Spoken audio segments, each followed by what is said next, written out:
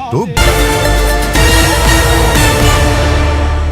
Studio में mask पहनने की मजबूरी नहीं है, लेकिन आपके सामने आने से पहले और बुलेटिन के बाद भी हर वक्त मास्क में रहता हूं, क्योंकि फिलहाल मास्क की जान बचा रहा है और जान है तो जहान है। नमस्कार, आप देख रहे हैं न्यूज 18 राजस्थान। आपके साथ मैं हूं आसिफ खान। कहते हैं सावधानी हटी दुर्घटना घटी। देख लीजिए, वही हुआ। कोरोना एक बार फिर पैर पसार रहा है, कारण लापरवाही। मास्क पहनने और सोशल डिस्टेंसिंग को लेकर अगर कोरोना से जीतना है तो यही सबसे जरूरी और कारगर हथियार है, क्योंकि आप सुरक्षित तो सब सुरक्षित। इसलिए मास्क पहनने और 2 गज की दूरी का कड़ाई से पालन करें, ढिलाई से नहीं। चलिए सबसे पहले देखते हैं हेडलाइंस।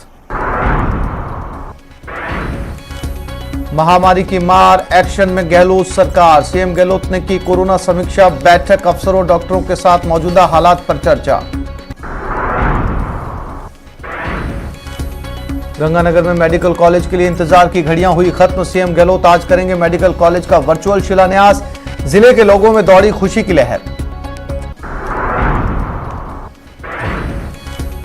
मरुधरा में ऑक्सीजन और दवाइयों की सख्त जरूरत। सीएम ने केंद्र से की स्वास्थ्य संसाधनों के आवंटन की मांग। वैक्सीन की किल्लत को भी जल्द पूरा करने की डिमांड। संकट काल में supreme court in action. Oxygen supply के लिए नेशनल टास्क फोर्स का गठन। डिस्ट्रीब्यूशन का मैकेनिज्म तैयार करेगी 12 सदस्यीय टीम। कोरोना के चक्रव्यूह में मरुधरा, 24 घंटे में 160 ने तोड़ा दम। करीब 18,000 लोग संक्रमित। जयपुर में सबसे ज्यादा 53 की मौत।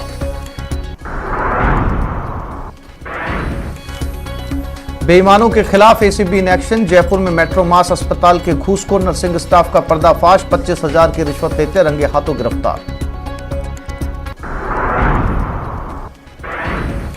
और जालोर में न्यूज 18 की खबर का दमदार असर। पीलाल अस्पताल इलाज के नाम पर लूट केस में बड़ी कार्रवाई। निर्धारित दर से ज्यादा लिए गए पैसे लौटाने के आदेश।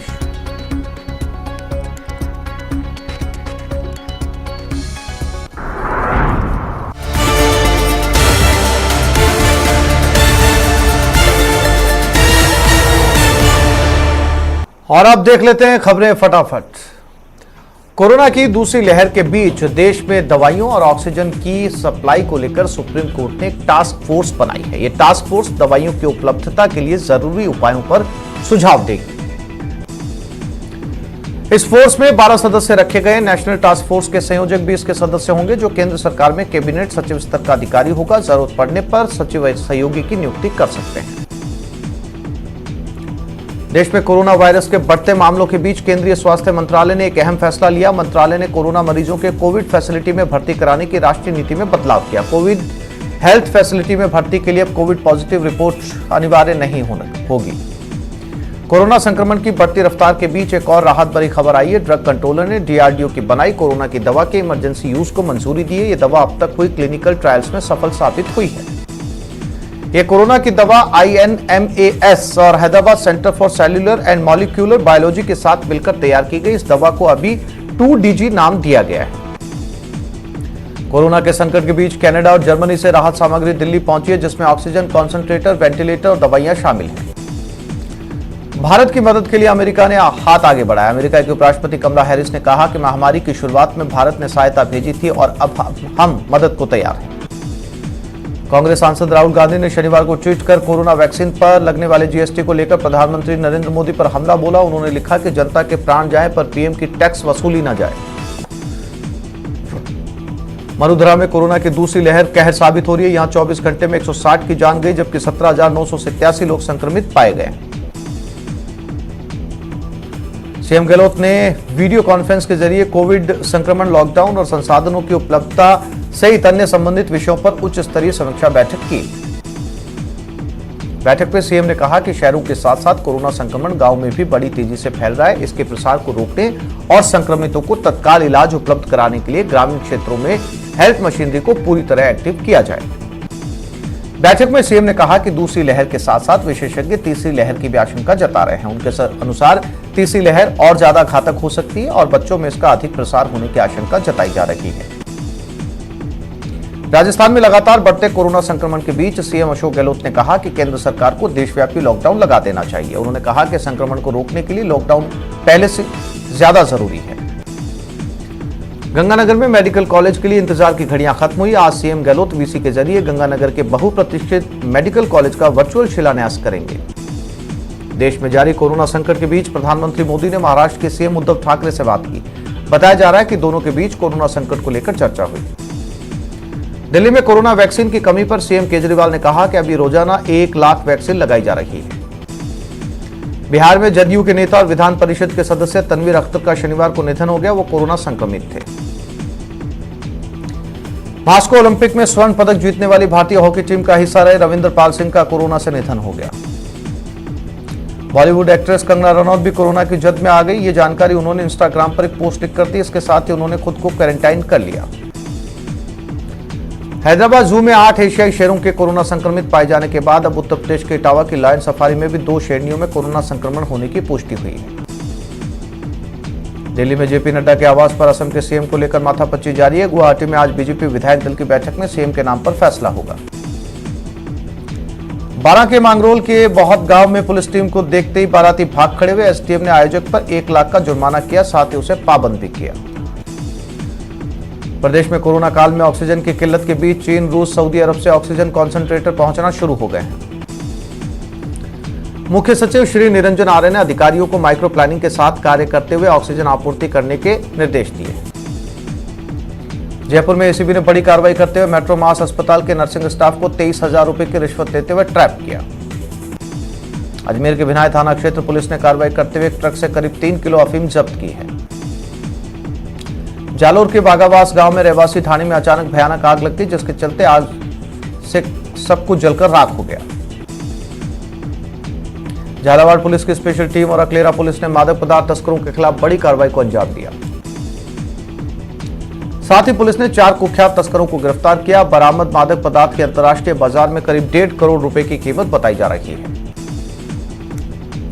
झुंझुनू में अपराधियों ने शराब दुकान पर धावा बोला और 20 लाख रुपए की शराब लूट ली। वारदात के बाद मौके पर पहुंची पुलिस सीसीटीवी से लुटेरों का सुराग तलाश रही है। टोंक में सड़क हादसे में 65 साल के बुजुर्ग और 7 साल की मासूम की मौत हो गई। हनुमानगढ़ में अज्ञात कारणों से एक बाइक जलकर राख हो गई। उदयपुर जिले के कोटड़ा थाना में घरेलू विवाद में पति ने पत्नी की हत्या कर दी। कोटपुतली के शाहपुरा थाना इलाके के कांठ गांव में हुए जानलेवा हमले के मामले के आरोपी पुलिस के हत्थे चढ़ गए। बारां जिले के सैमली फाटक गांव में चोरों ने 2 मकानों में चोरी की वारदात को अंजाम दिया है। पाली के जैतारण क्षेत्र में वाहन चोरी के मामलों को गंभीरता से लेते हुए पुलिस प्रशासन अलर्ट मोड पर है, जिसके चलते पुलिस ने 2 आरोपियों को गिरफ्तार किया। सीकर में एक छात्र का अश्लील वीडियो बनाकर ब्लैकमेल करने का मामला सामने आया। फिलहाल पुलिस ने केस दर्ज कर मामले की जांच शुरू कर दी है।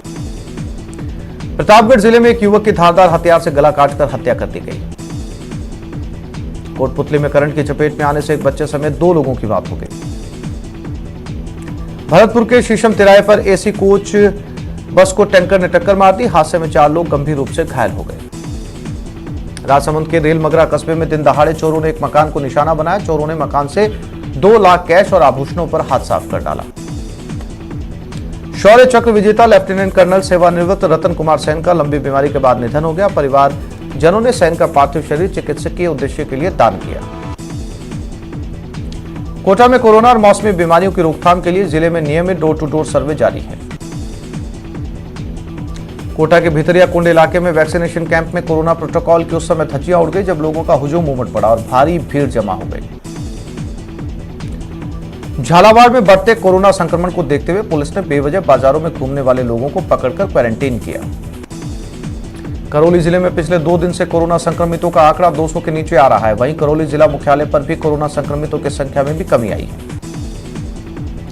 गंगानगर में रेड अलर्ट जन अनुशासन पखवाड़े के तहत पुलिस ने सख्ती दिखाते हुए 37 लोगों को पकड़कर क्वारंटाइन सेंटर भिजवा दिया।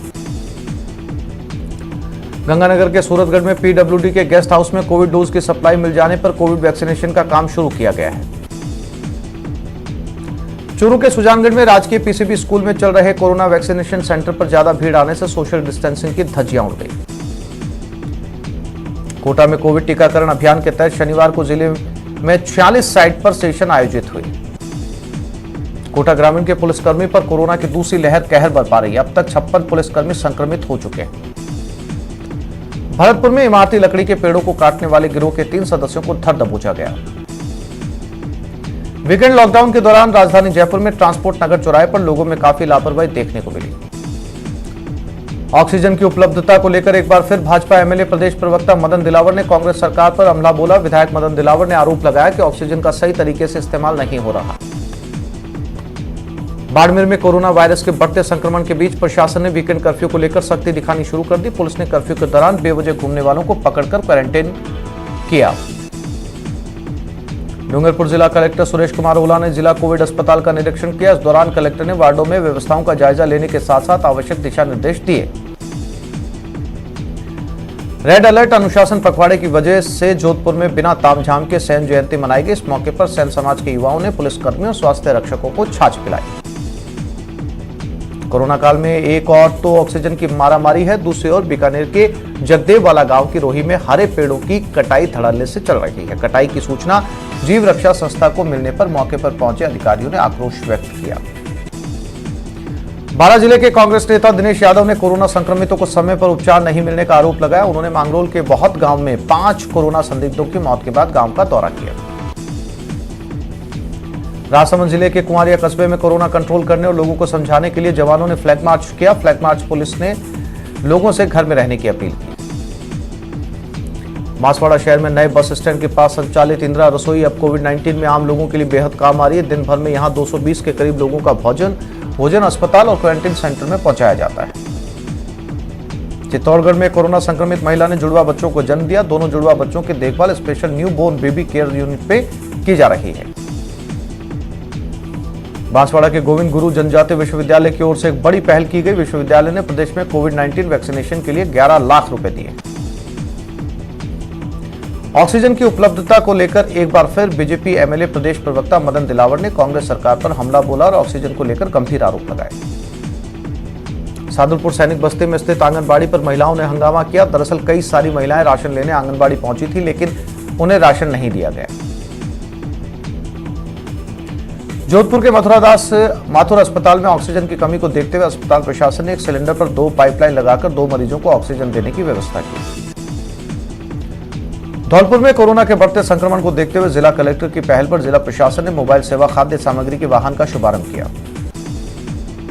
जोधपुर के रेजिडेंसी अस्पताल में सभी सुविधाओं युक्त पड़े बेड की खबर चलने के बाद प्रशासन हरकत में आया।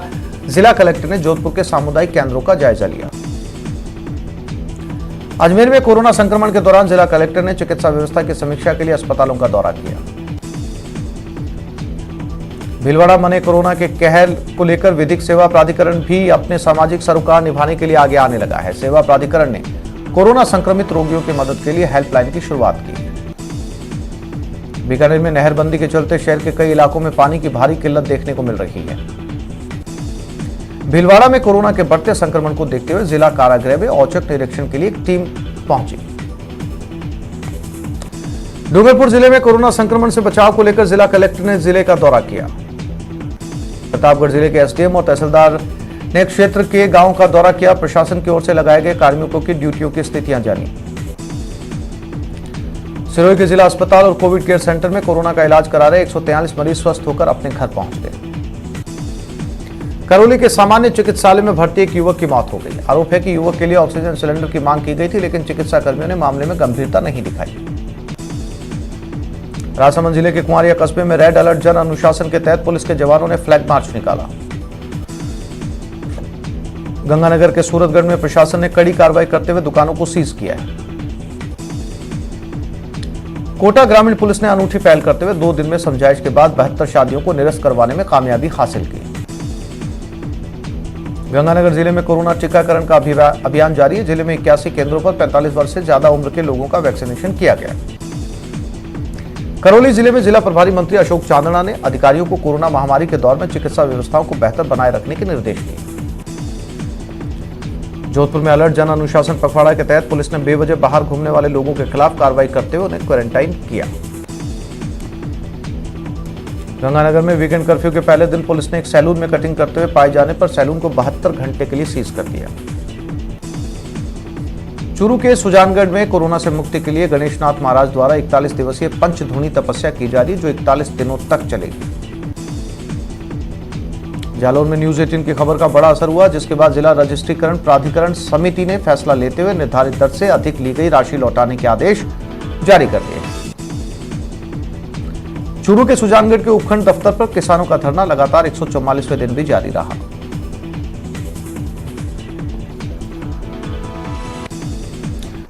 एक छोटे से ब्रेक के लिए रुक रहे हैं, जल्द लौटते हैं।